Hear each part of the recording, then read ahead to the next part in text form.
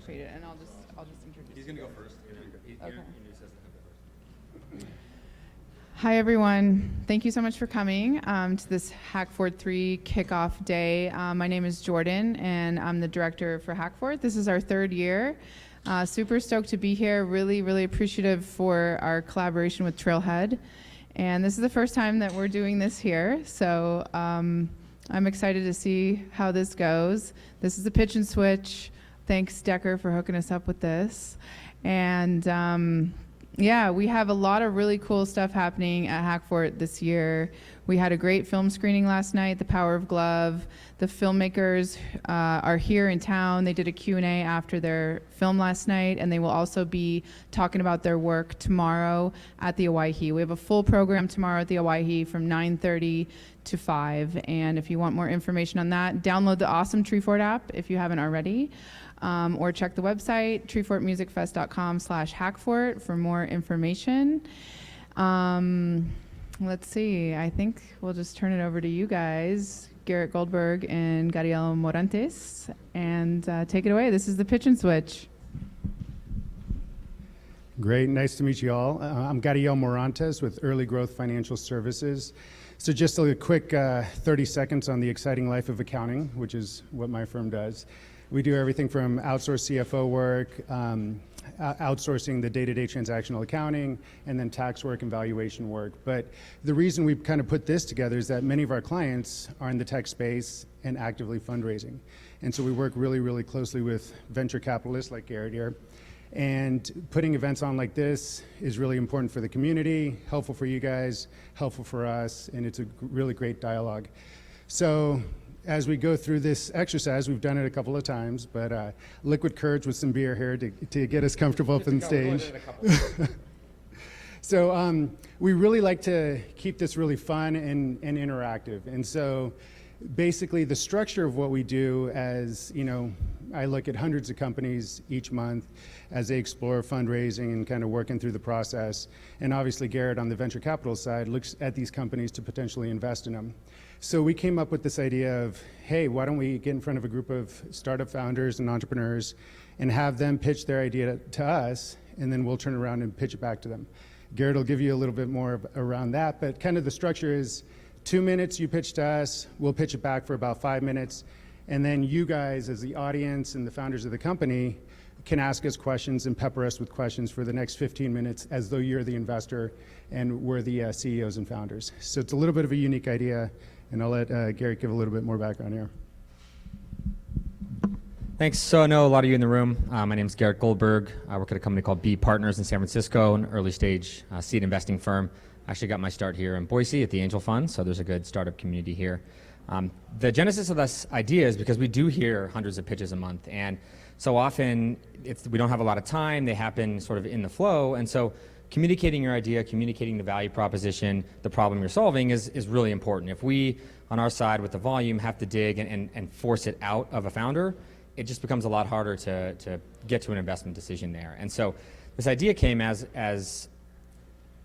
it's really as in response to a lack of clarity around the communication. And so as the founder pitches, we hear what we hear. And so it really works the best when we have never heard the business before. The pitch is 2 minutes long, and we have to get everything we need to get out of the business in order to pitch it back. And so it's really fascinating because we hear sometimes different things than the founders hear. As a result, messages get honed, questions get asked that we obviously can't answer or don't have information. So sometimes we make things up, sometimes we'll turn to the founders and have them help us, but it tends to be enlightening, it tends to expose areas that people want to know about. So definitely a social experiment. We've only done it a few times, so bear with us as we experiment a little bit. So with that, we're looking for a volunteer. Helps if I, go ahead. So how many investors do we have in the room? Yep. Do we have any investors in the room? Makeup of the audience. Founders in the room. They're right here. Other casual observers. Gadiel has an idea too, so that's always our backup plan if no one volunteers. That's right. That's right. Okay, so looking for a volunteer. It's a hearty soul. So you pitch the audience, 2 minutes. I'm kind of front row down here, I think, is our victim. So you pitch the audience, 2 minutes. We're going to scribble notes furiously, and then we're going to pitch it back, and everyone else gets to ask questions, and we'll answer, and then you'll sort of support us with the answers. And ends up being kind of funny and enlightening in a way. Cool. You want to go? Right on. Hand for the volunteer. This is actually a brave moment. Awesome. Thanks for volunteering. That's great. Right. Here you go. Yeah, we picked you, actually. Thanks. So my idea is called Hive, and it's trying to collect the value of the present at a higher level. I think I have a strong belief that the most interesting thing in the world is the present that you are living. And the phones are getting in the way of the present, right? Like virtual reality, trying to put something in the heads of people. So my intention is bring in the present, focus on the present, and use the device as an extension that will allow you to summarize what happened in the present, revisit it later, enhance it, make sure that you don't have to swallow the whole conversation of 2 hours of a meeting, but immediately after the meeting, having all the notes taken almost instantaneously. So I have the app here, and in the app we can see that we can highlight what is happening on the event. So right now I'm recording audio, it can record video, and it can take photos. I was taking photos of these 2 guys here. So you can capture the moment without getting in the way of the moment. So if you have meetings where you want people to be interactive, sometimes it's hard to say, that thing that I'm hearing is not true. So how do you know? How do people that are listening to the conversation can know if that is true? If that expert that is in front talking to you is actually an expert. So with this app, you are able to see that you have a negative feedback saying that thing that I'm hearing is not correct. And since the capture is happening crowdsourcing, several people are going to be having the app. Several people are going to start detecting, oh, that thing that the expositor or the people that are talking is not true. So even if you are a beginner on the topic that is getting discussed, you're able to distinguish that something is not well in that specific period of time. Or something was pretty agreeable, so a lot of people like it, what was happening. Or suddenly you are the presenter, like me right now, and you see that a lot of people have questions about something. And you are able to see, without getting distracted, that all the audience are having questions about what you are talking. So it's up to you to decide. I'm going to stop right there because it seems like what I am talking doesn't make a lot of sense. The interesting part about all this is that without you knowing, I didn't perform any setup to make this happen today. So you just grab it and smoothly everything is just getting captured, synchronized in a time frame, so that you can revisit it later, like what was the questions that were happening on the event, what were the highlights of the event.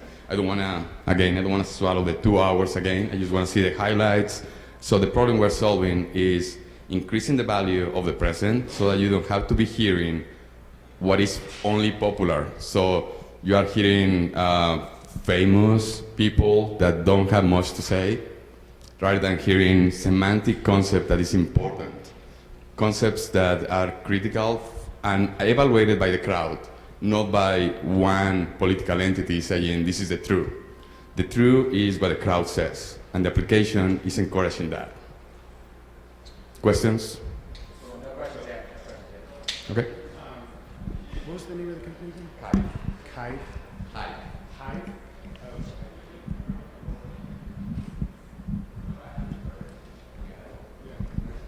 Taking a stab, right? This is what it's all about. So thank you very much. So I'm Gadiel Morantes, CEO and founder of Hive, my co-founder Garrett. And we're here in front of you to tell you a little bit about our new app that we just launched. It's brand new on the App Store. Part of the reason I'm up here is because I need money to help get this thing really going, get some real users on there and get it out there. So first off, right off the bat, we're raising about $500,000 to get the word out, do some marketing, and really build out the functionality on the app.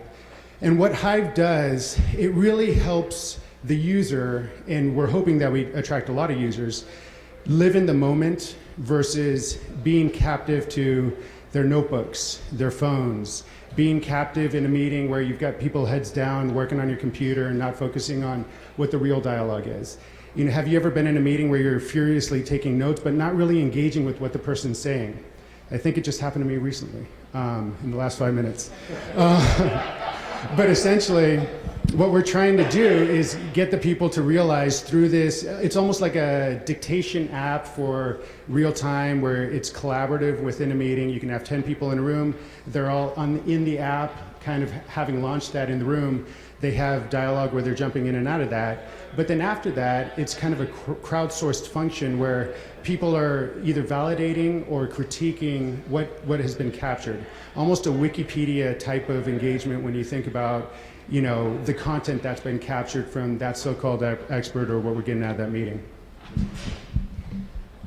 The way I like to think about Hive is that we solve the problem of technology, and that technology has become so invasive in our life that we look at our phones every minute. We have a hard time living in the present. And so Hive allows us to live in the present and enjoy the moment, while at the same time being able to capture that moment and revisit it when we are in a quieter place or not needing to be as present. It helps people be very effective in their life and in their job. So in a way, it's a workflow tool for people. We have plenty of ways we can monetize. We give away the app for free to get users, but we monetize on number of hours recorded. We can monetize on playbacks. There's lots of optionality around how we're going to do that. There's very little competition in this space. That's why we went for it. I personally have experienced this problem all the time. That's true. And so it helps me to live in the moment and come back and revisit a moment like this, perhaps. The onboarding is seamless. One of the hardest things with technology is being able to onboard people into your program and into your workflow tool. And so the beauty of Hive and the way you've designed it is that it's ever present. It's functioning in the background, doing what technology should do, which is be invisible, allowing me to be present in whatever that I'm doing. Team, I'm the founder. I'm the technical founder. Gadiel is just some random guy I met on the street that helps me sell the app. and we're trying to raise $500,000 to improve the user experience, finalize that onboarding flow, and get it out in the hands of users. And you know, right now we're in beta, so we've got about 250 active users, but you know, that's really looking to accelerate as we continue to grow. So as Garrett says, you know, the monetization's there in terms of getting more and more people to use the different functionality, whether it's printing the pictures, sharing those videos, and then also the dictation piece of it at the end of the day. So, you know, as that, we would love to field some questions from you awesome investors out there. So yeah, you can come up and. Is there any questions about the app? We'll try to answer them. Sometimes it's funny and then founder. Questions about business? Is it a live app? So yeah, we're out there. We're in the app store. Yes. But yeah, we're in beta though. We're still in beta. Yeah. We're still the founders. Yes, so you're. He's only. No, he's a. Yeah. Yeah. As of a minute ago. So the real, you know, the exercise, like pretend you're investors, right? What are some of the things, like how quickly are you going to ramp up? How quickly can you get to that revenue piece? Like. So what is my return on investment? If you use $500,000, how long before I see the return? Venture capital tends to be patient money. That's why we're here approaching. Otherwise, we would go to a bank and pay interest payments on it. And so, you know, consumer apps can go viral. This is the kind of thing where I'm using it and you know, we don't have to make a sell to somebody, so it's not a direct sale. So the chance for virality and this thing blowing up is big. That's why you invest in consumer apps. That's why you have this asset class in your portfolio. Can you interact with other users around you? That's part of what we tend to continue to build.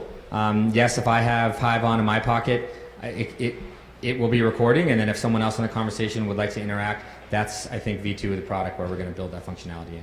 Good question. Is that right? Yeah. So we want to make the implementation quite seamless. Like, it's just smooth.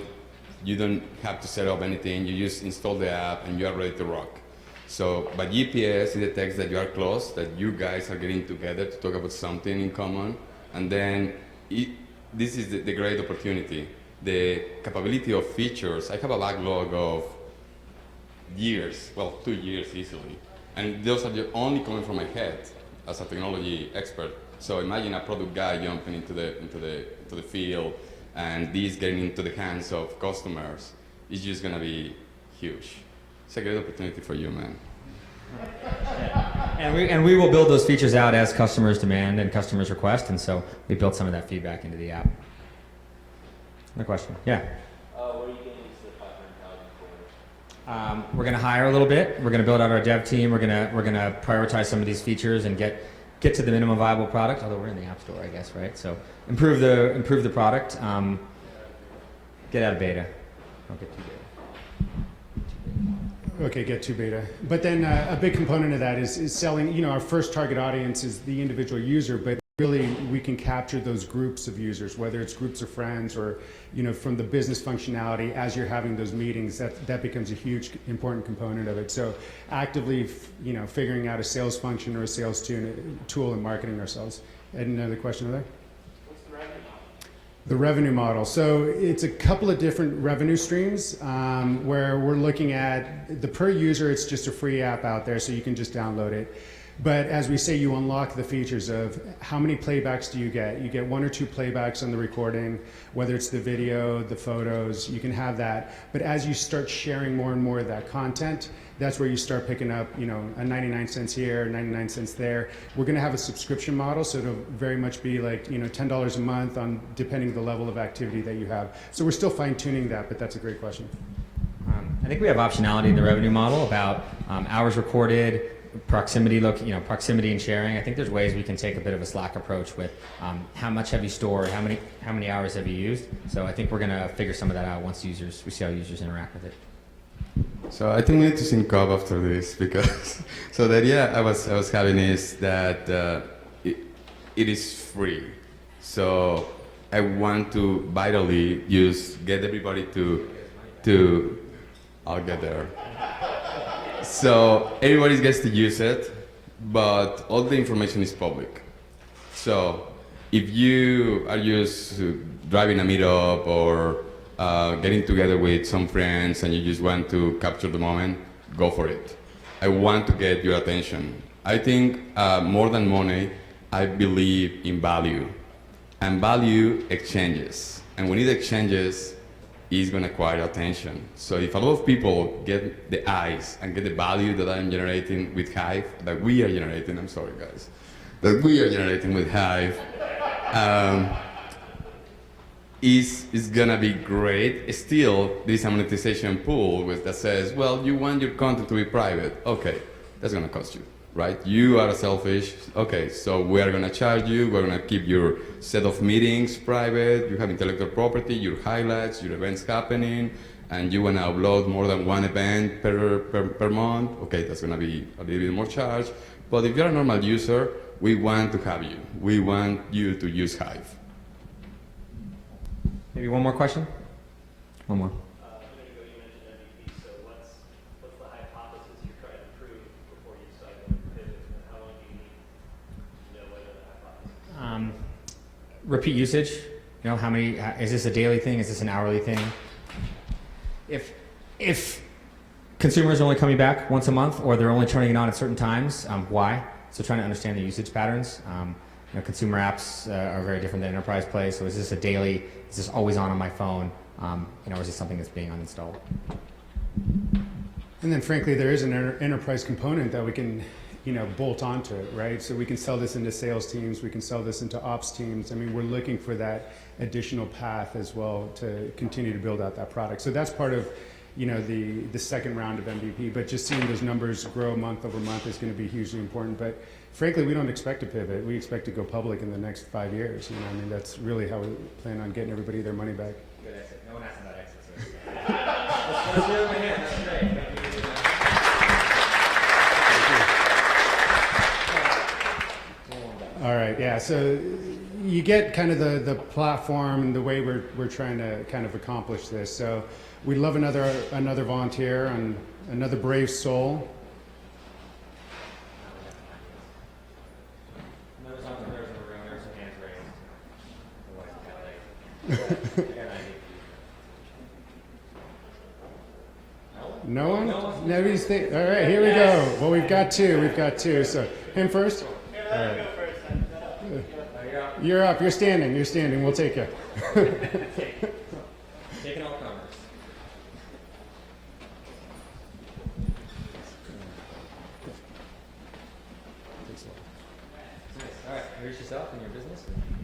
Hello. My name is Matthew. I am from Los Angeles. I got my start in the music business, still actually work there. And one big issue I've found is connecting artists with musicians. You know, every show that you see that's promoted well, you usually see a promotional poster for it.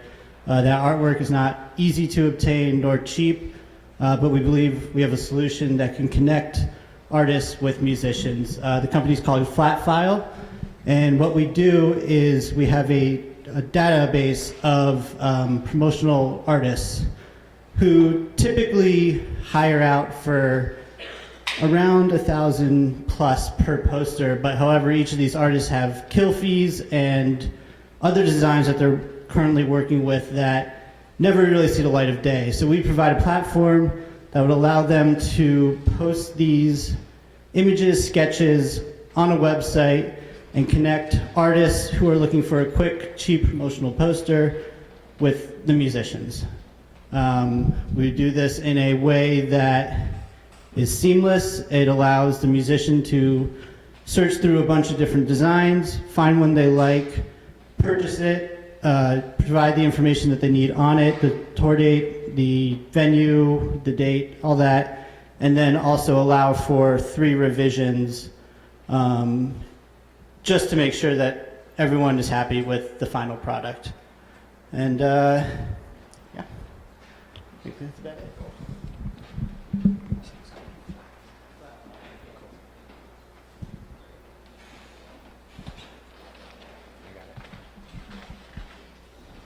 Okay, my name is Garrett Goldberg. I'm the founder of Flatfile. We're a market network connecting artists and musicians. I spent years in the music industry developing a deep market insight around the problem that the workflow connecting the musicians who need art done and artists who need work around the concerts was broken. Like any good marketplace, we control a lot of the payment flow, we control the checkout experience, we control the user experience, and we connect 2 disparate parties using technology. We have a database growing all the time, so in order to get any good marketplace started, you have to sort of fake one side or activate one side in order to sell to the other, and it's worked really well. And so that allows our marketplace to continue to thrive, to earn revenue from different sources, and we have different ways that we're going to continue to build out the revenue model. This is a problem. I mean, there's a lot of good art out there, but the way to connect the artist to actually get that art, or at least flip through a bunch of images and choose what they need, is an issue out there. We're actively fundraising because we do have user base, we do have clients, we do have companies interacting on the marketplace, but really for us to build out our platform, we're going to need to raise $600,000. And I think that's a big component of adding functionality, trying to get the word out, getting more artists out there. It's been very viral to this stage, but really in order to capitalize on this, our connections can only go so far in the entertainment and music industry. In being on the platform as an artist, and I'm looking for these sketches and images, you know, once I select one, I can actually go through a number of revisions on the platform before I actually, you know, decide to finalize it and print it out. So this is kind of one, you know, some of the functionality where you're actually having that dialogue between the artist and the performer and the actual person who's producing that content. The concept of a market network means that there's a network of musicians and artists and a marketplace with which they can conduct business.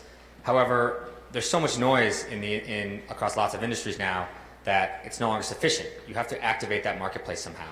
And so we've been able to utilize SEO, search engine management to ignite this intersection of these 2 artists, on both sides, the technically artists, and been able to aggregate both sides into a marketplace that spins. We've seen repeat usage. It's a cyclical commerce type of marketplace where musicians always need flyers for concerts, and artists are always willing to do repeat work. So it's been successful so far. I think we'll open it up. Yeah. Open it up for questions. All right, questions. So to me, it sounds like there's a high risk of something like Upwork just deciding in the morning to do what we talked about doing, with minimal investment on their part. You know, making a market like you're talking about. But you said you got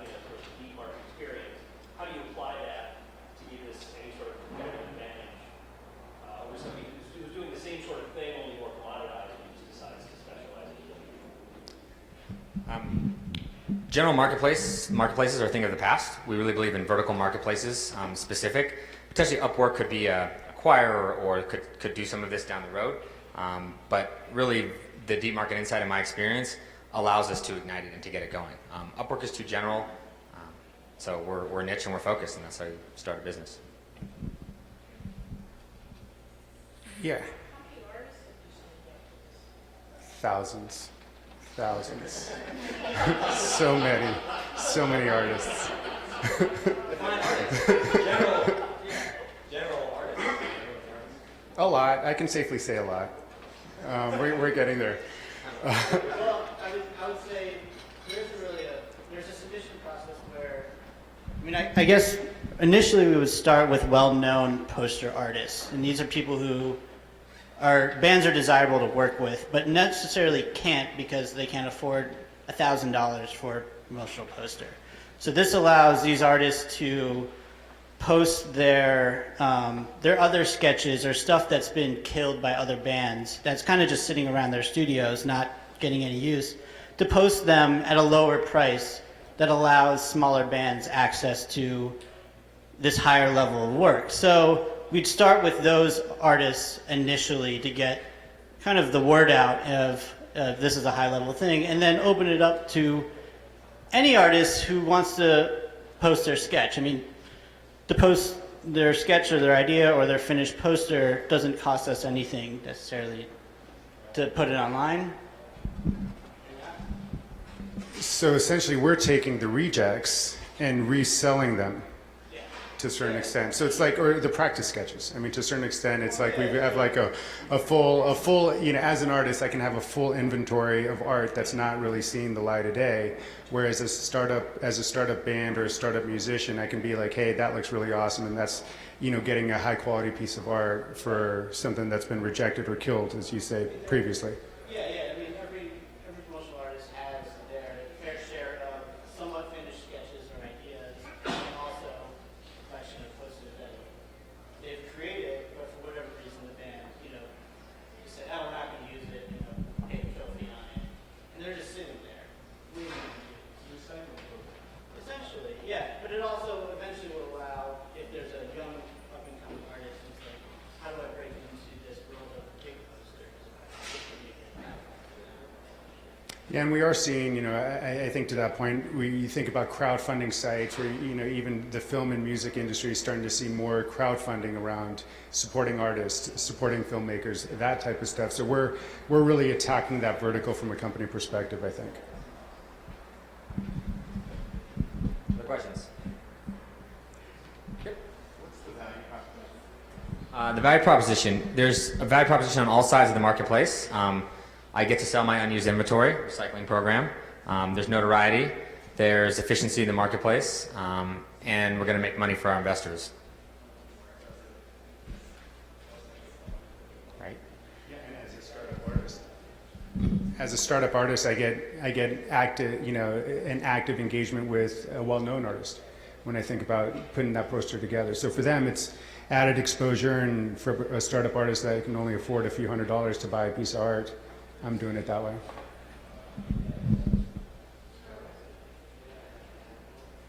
You guys are easy crowd. So you just writing checks left and right? That's what's happening here. Let's talk about my idea. Awesome. Thank you. Yeah. Fantastic.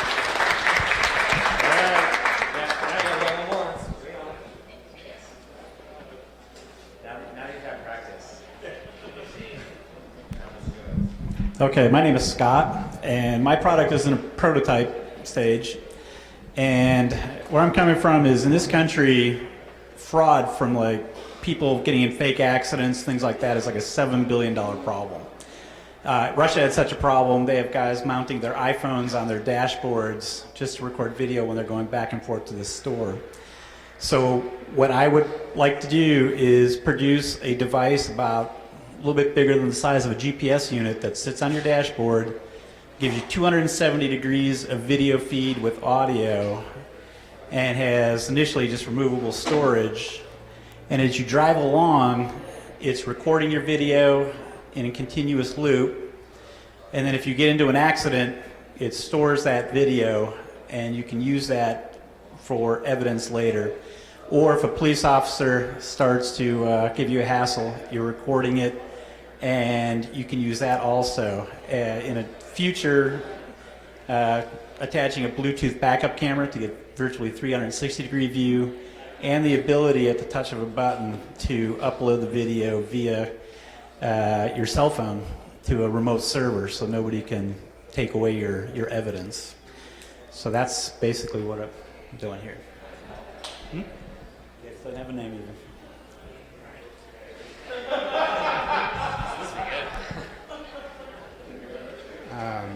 Have you thought of one? The Dash Cam Pro is the fantastic new device that we're building right now. And really, it's, I mean, we've all seen the videos, right? Where the Russian, cars driving down the street, they get in an accident, they spin out, and it all gets recorded with their iPhone. What we're trying to do is, similar to that, it's just a small GPS, planted, like the size of a GPS monitor thing planted on the dashboard. And really, it's going to record my surroundings as I'm driving. If I get in an accident, if I get pulled over, everything gets recorded. It's on a continuous loop.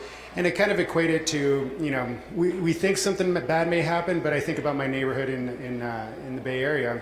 And when the police blotter goes out, everybody's pulling up their cameras on their house and turning that video into the police. It's the same thing, but just for you on your personal level in your car as you're driving along. So we need money to essentially build out this prototype. I mean, we've got the camera, we've got some equipment, but we're raising around to really flush this out from a tech piece.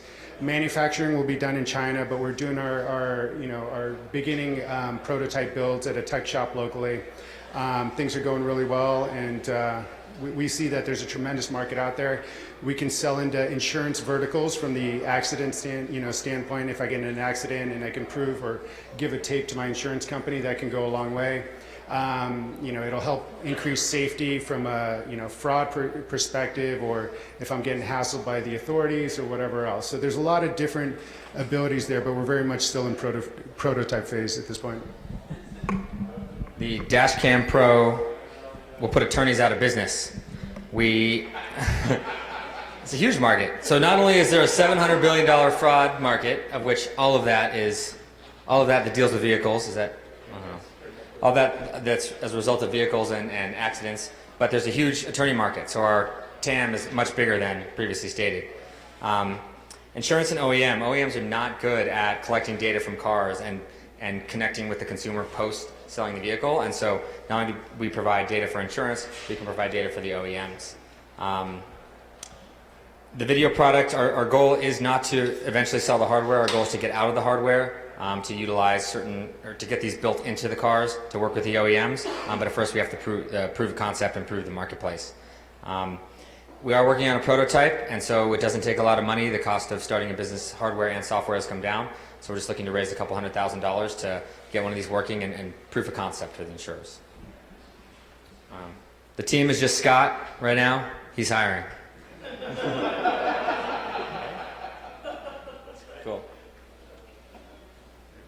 Okay, questions? That was a tricky one.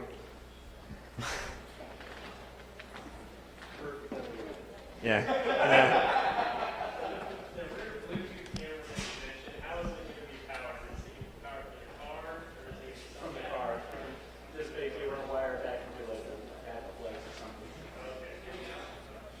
Gasoline. It'd be powered by gasoline in the end.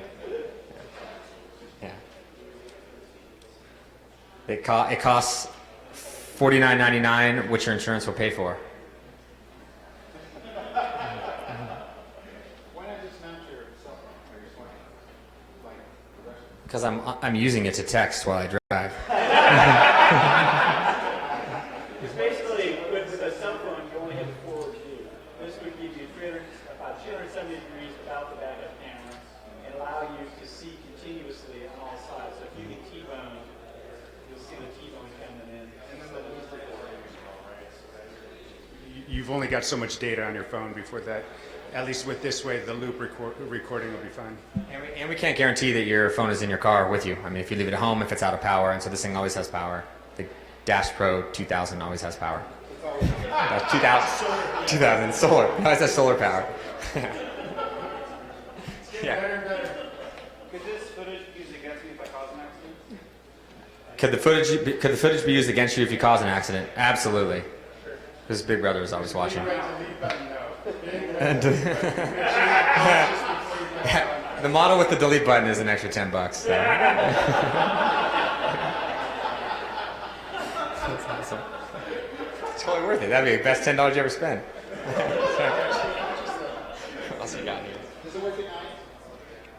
Yeah, actually we have a low light version, and we have to have some light, but it will be sensitive enough to see. Yes, it works at night. It has to. But that's it. No more questions? That was kind of a fun one. Scott, thank you. Yeah.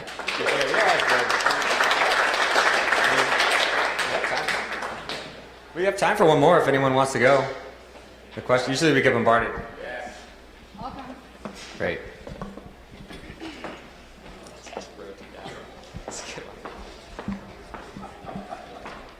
Insurance, buy that. Pay for it. Insurance, pay for it. I know, and then you got the nerve up. You're gonna crush this.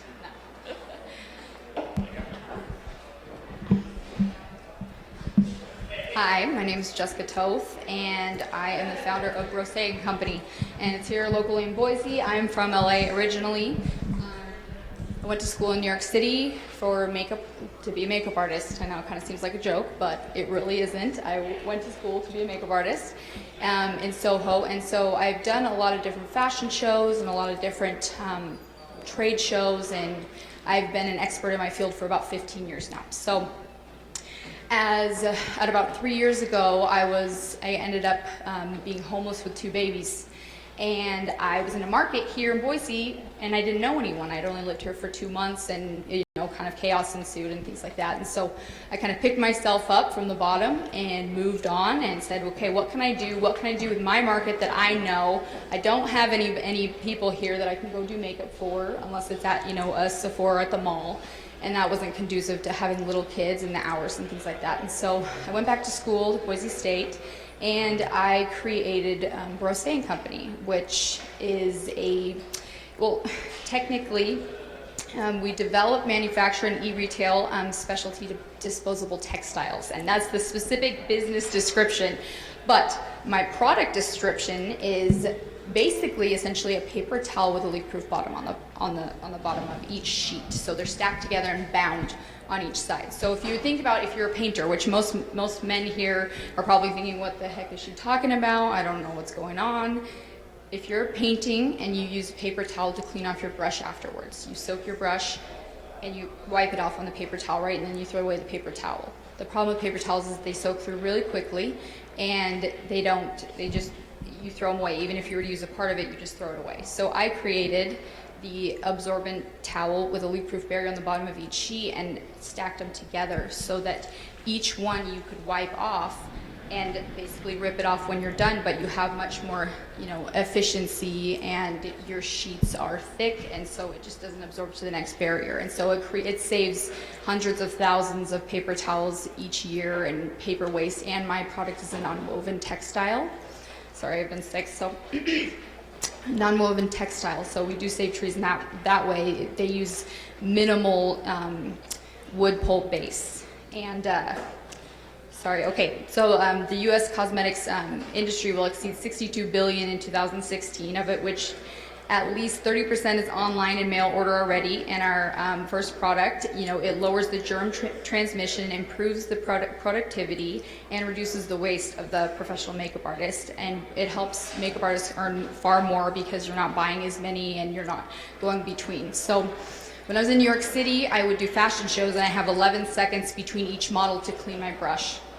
What's going to happen if I don't clean my brush?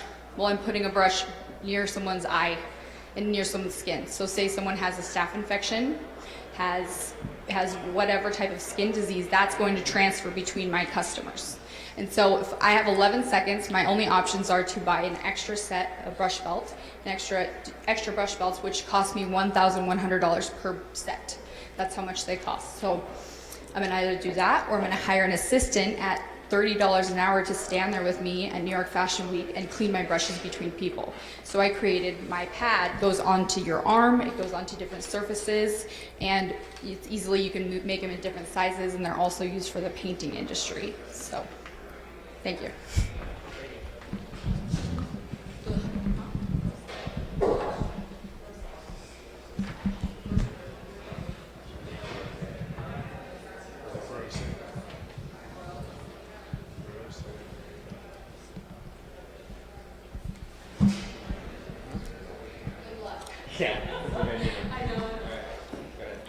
So you give it to me because I'm better looking and I use the makeup, or like what's the... I was gonna make funny, be like, this is my co-founder Gadiel's experience in the makeup problem. Gadiel, I'm new to Boise. I'm very good at makeup, and my solution for cleaning brushes and no, anyway, that was great. So first off, I'm Gadiel Morantes, co-founder of Boise. And what we do is we kind of classify ourselves as a textile company, but essentially the problem we're solving, funny enough, is paper towels. We're finding a way that you can use your paper towels more efficiently and use the whole paper towel instead of just pieces of the paper towel. You know, the paper towel industry is a huge industry. You can walk down, you know, your local grocery store and see the paper towel options. And what options do you have? Full sheets, half sheets, and that's about it, right? So with my background in fashion and makeup, what I've noticed is that cleaning brushes and doing that, you know, the paper towel gets soaked through so quickly that it really ruins the rest of the paper towel. And so what we've created is a paper towel with a layer between them so that, and it's stackable so that you can use the full paper towel and the next one is readily available for you as you go down. So we're very much in the early stages of creating this product. I mean, it's created, but we really are looking to raise a little bit of money to get the word out. You know, the fashion industry is really leveraging this paper towel, and we think that we've got, you know, via our experience in it, both modeling and as makeup people, that we can really penetrate this at a deep level. But from an overall cost perspective, and my co-founder Garrett will talk about it, is the market is huge. There's a huge opportunity out there, and we're not, you know, we're a sustainably good, socially good, conscious company in that we're looking to save trees by really using the full paper towel. I think that's our message at the end of the day. Saving trees. Well, my co-founder Gadiel may be the recipient of the makeup. I have the grit, having been there in the trenches, gone to school for makeup, had experienced this problem firsthand, so I'm very well suited to be the founder of this company. Disposable textiles is a forward-looking manufacturing trend. So not only can we disrupt the cosmetics market, which as a whole is $62 billion, I believe our addressable market there is somewhere in the nature of 10% of that, or $6.2 billion. We can displace a ton of other markets, including paper towels. The chamois is definitely going to be a thing of the past. Because it's a consumer product, we can be quick to revenue. We can iterate on our product quickly. We're going to come out of the gate selling. This isn't a freemium, and I'm just the person to get it in the hands of the makeup artist to use it. Manufacturing-wise, that's why we're here in Boise. It's a great manufacturing place, and we're looking for $250,000 to get our first run started. That's all my notes. All right, questions? How much do they cost? Yeah.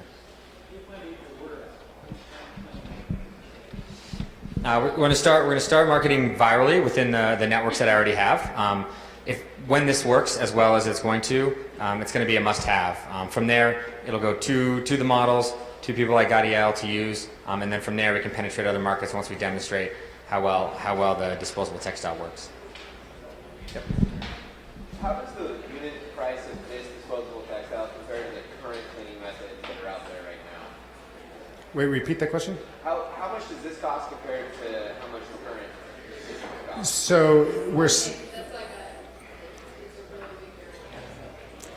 we're very expensive, but it's worth it. And we're not really targeting, that's kind of the component of being a social good company. You're willing to pay a little bit extra, right? So that's part of it. But then you think about the first addressable market that we're really going after is the fashion market, the makeup market. Like makeup in general, I mean, you buy a little thing of, a compact of whatever, and it costs you like $30, right? So why not buy the paper towels? And it's going to be way cheaper. I'm off the cuff, man, off the cuff. But I'll share with you later some of my samples. So really, when you think about the market, we talked a little bit earlier about, how expensive the brush belts are, buying new brushes and all that, and then also hiring an assistant for $30 an hour to help me as I'm, putting makeup on these models. Yeah, I'm not as cheap as the $1.99 paper towel, but I'm a $5.99, type of expense, which is still much cheaper when I think about having to buy thousands of dollars worth of equipment. And that, the price will get driven down to after we start really mass manufacturing this thing. But as we get off the ground, I'm not going to lie to you, we're up there, we're pricey. Okay. Yeah. Okay. Thank you for that. That was awesome. Actually, so the products, I have 4 different products actually, and I'm actually asking for $2 million, not $250,000. And I pitched to Shark Tank, and I've done all sorts of different kinds of things so far. But this is I'm kind of experimenting today actually with some new insight. I'm headed to San Francisco next week to go to big dinner with Technicolor Ventures and Union Square Ventures and all these different big tech firms. I've got good friends all throughout those areas, and so they've kind of tried to say, okay, go out and pitch this different material that I haven't done before. Because usually I'm a product CEO, and they always say you guys are all the same, and you do the same things, and you say the same things about your products. Exactly. So anyway, the actual products, one of my 4 products, the Clushy, which it's called the Clushy Flat, the one that you're talking about. It's just square, it's about this big, and it's only $5 actually, and it replaces a variable. You can't actually pin it down because someone can soak their brush just like a makeup brush or an art brush. Say you're to soak it in water versus just spraying it with alcohol, because alcohol, you sanitize the product, right? You sanitize the brush when you spray the alcohol in it. But it doesn't, you're not soaking it all the way in it. And so it's going to take up more room than it would, a spray of alcohol. So there's a couple different variables to it, but you still save a lot more time and money in the convenience factor, having it right there. I mean, an artist at Boise State, one of their engineers said, I saved, I one time used 8 rolls of paper towels on an 8x8 size painting. I wasted that many. And with my product, he used 3 of mine for at $5 a piece. So, it's a lot less waste and a lot less that kind of stuff. So, yeah. Do you have a patent? A 45-page patent. Yes. And 8 trademarks. It's pending or utility or design? Pending. And so last year's demo, so it comes up for review. Yes. Sorry. Good. And what are the trademarks? Plushy, oh my gosh, I've got so many. I just Plushy. went crazy at the beginning, and I did fill them all out. Yeah, so plushy, brushy, I own all the social media for every single one of them. I own brose, brose is the original word created for brush in the 14th century. So that's why it's a strange word, but it's spelled, it looks like a French And that's where we build our brand and our culture around, and the backstory about brose is that. Cool. Anything else? All right, well, thank you for letting us conduct our little experiment here. It's been fun. Yeah, I think it's interesting because as we hear a lot of pitches, you look to solve a specific problem. Here's the solution. Here's why I'm the founder to do it. So that's a lot of what we think about is, my name's Garrett and I'm the founder of this company. This is what we do. This is the problem we solve. This is why we're the team to do it. And then this is why it's a bigger opportunity than meets the eye, whether it be the market network concept Slave is working on, or a vertical workflow SaaS that can have virality. There's something to it that makes it bigger, and so it's been fun. Yeah, I just want to thank the brave volunteers. It's always awesome, just experiencing it on our end. We're always on the firing line, firing questions at startup founders and entrepreneurs. So it's kind of a fun way for you guys to put us on the hot seat. As you can tell, it's not easy, and we know it's not easy. So this is a good exercise for us for sure. So thank you all.